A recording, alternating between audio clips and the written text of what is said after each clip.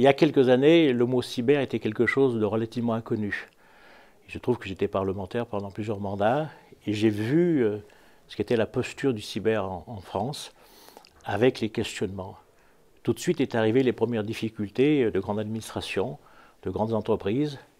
Aujourd'hui, je suis président d'un département, donc d'une collectivité, et je vois qu'aujourd'hui aussi les collectivités peuvent être impactées. Dans le département du Rhône, c'est plusieurs petites communes qui ont été impactées, mais surtout pour nous, l'hôpital de Villefranche, sur le petit hôpital rural, bien sûr de grande qualité, 1 million de dégâts, 1 million d'euros de dégâts.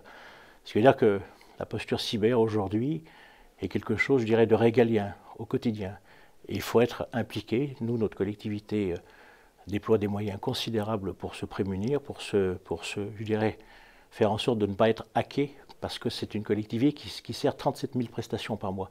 Vous imaginez, la plupart sont faites, je dirais, par le net.